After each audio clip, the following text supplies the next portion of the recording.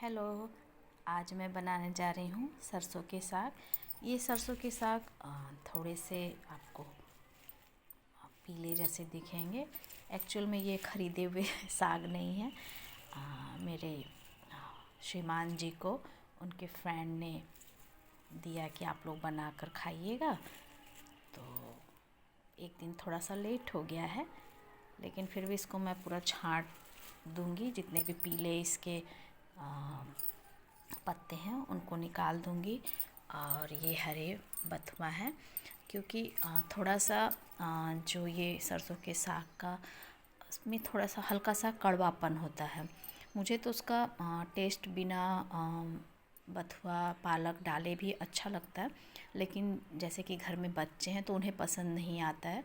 तो इसकी वजह से कड़वाहट को ख़त्म करने के लिए हम लोग पालक यूज करते हैं, बथुआ यूज करते हैं। कहीं कहीं पर तो मेथी का भी यूज होता है, लेकिन यहाँ पर सिर्फ मैं सरसों के साग का और बथुए का साग का प्रयोग करूँगी। मैंने इन साग को बहुत बारीक तो मैं नहीं कर सकती। वैसे हमारे यहाँ यूपी बिहार में पहसुल से आंटी लोग जब काटती हैं तो बहुत ही महीन साग को काटती हैं। और जैसा कि कहा जाता है कि जितना साग को हम महीन काट कर बनाएंगे उतना ही उस साग में स्वाद आता है। तो यहाँ पर मैंने जो मोटे डंठल थे उसको काट के अलग कर दिए और पतले पतले डंठलों के साथ साग को मैंने बारीक काट लिया है।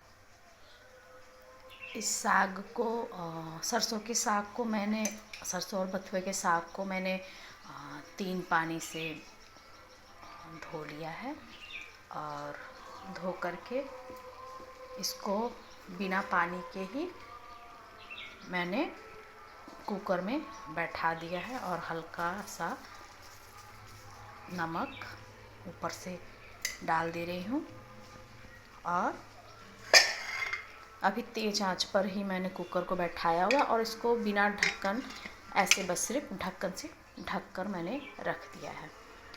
और मैं एक बात आपको और बताना चाहूँगी कि जब भी आप ये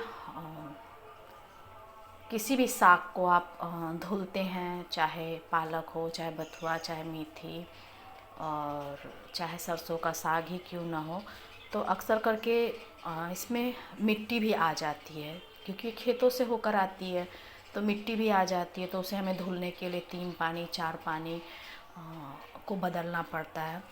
तो अगर हो सके तो उस पानी को आप व्यर्थ ना बहाएं। और अगर आपके घर पर गमले वगैरह हैं, पौधे वगैरह हैं, पेड़ पौधे हैं, तो उस पानी को आप उनमें डाल सकते हैं। क्योंकि आज जब मैं ये साग धो रही थी तो बड़े बर्तन में डालकर धो रही थी, तो बहुत ज़्यादा पानी का वेस्टेज हो रहा था। तो मुझे बहुत अंदर से अजीब फीलिंग आ रही थी कि इतना पानी वेस्ट हो रहा है।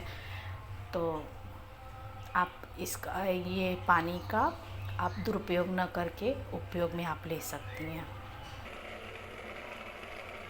देखिए, मुझे अभी इस साग को डाले हुए कुकर में 2 मिनट भी नहीं हुए होंगे, लेकिन आप देख रहे हैं कि नीचे पानी आ गया है। क्योंकि साग जो है ना वो पानी छोड़ता है, क्योंकि हमने साग को पानी में धोया है तो वो पानी अपने आप छोड़ेगा। तो इसलिए जब आप इसको कुकर में बैठाएं डालें तो फिर पकने के लिए डालें तो पानी एक्स्ट्रा ऊपर से न डालें। ये देखिए, ये जो कुकर है मेरा, ये 3 लीटर का कुकर है, लेकिन जब मैंने इसमें साग डाला था तो ये पूरा भरा हुआ था। लेकिन अभी देखिए इसकी मात्रा कितनी हो गई है, गलकर ये कितना कम हो गया है। तो अब इसे मैं बंद करूँगी और बंद करके 1 से 2 सीटी करीब लगाऊँगी, 2 सीटी लगाऊँगी। जब तक मेरा साग कुकर में सीटी देता है तब तक मैं तड़के के लिए प्याज, लहसुन, अदरक और मिर्ची की तैयारी करती हूँ। यहाँ पर मैंने तड़के के लिए, अब साग के तड़के के लिए मैंने यहाँ पे अपने कढ़ाई को बैठा लिया है चूल्हे पर। और ये देखिए कुकर में मैंने 3 से 4 सीटी मैंने लगाया। 4 सीटी लगाने के बाद में हमारा साग इस प्रकार से है। अब इसको मैं थोड़ा सा पेस्ट जैसा बनाऊंगी ये मैसर से, ताकि थोड़ा सा गाढ़ा टाइप का हो जाए, क्योंकि साग जल्दी गलते नहीं ना हैं, इसकी वजह से थोड़ा सा ऐसे जब मैं पोटैटो मैसर से हल्का सा मैश कर दूंगी तो ये घुल जाएंगे। यहाँ मैंने कढ़ाई में तेल डाला था, जो अब थोड़ा धुआं उठ गया है। सरसों का तेल मैंने डाला था।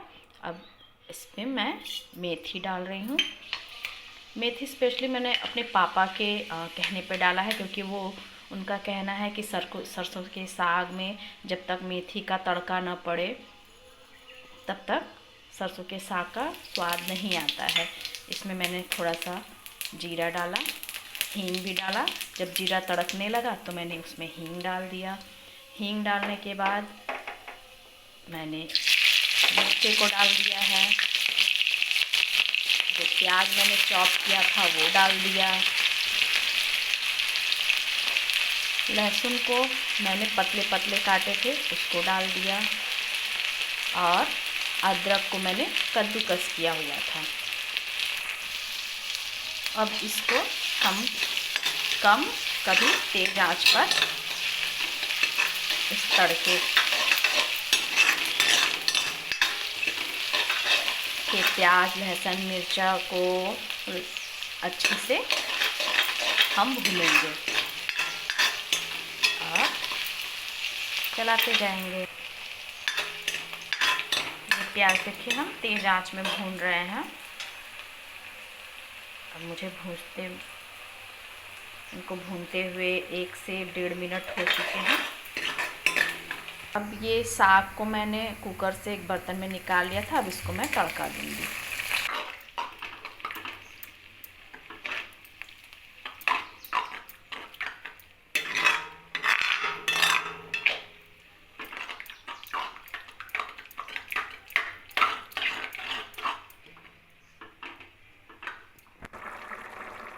अब इसमें हल्का सा हल्दी हम डालते हैं 1 पिंच,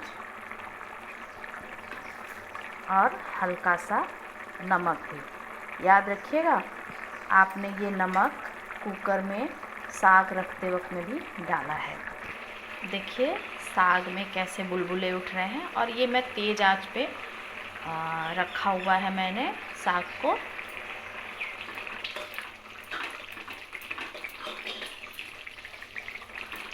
धीरे धीरे धीरे धीरे करके इसके हम पानी को थोड़ा थोड़ा सुखाते जाएंगे और इसे थोड़ा थोड़ा घोटते भी जाएंगे।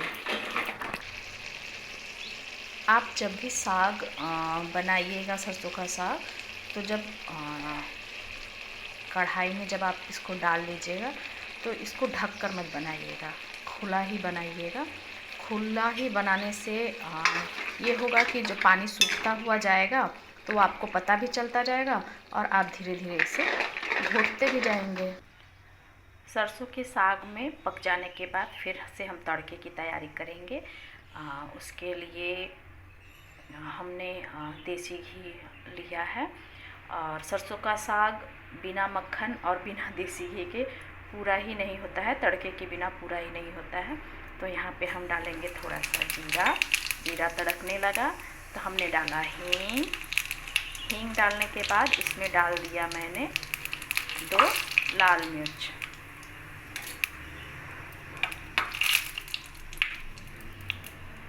और थोड़ा सा कश्मीरी मिर्च।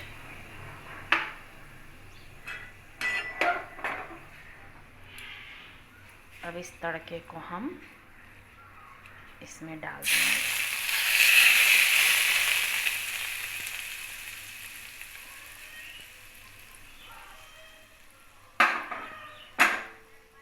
ये हमारा सरसों का साग रेडी।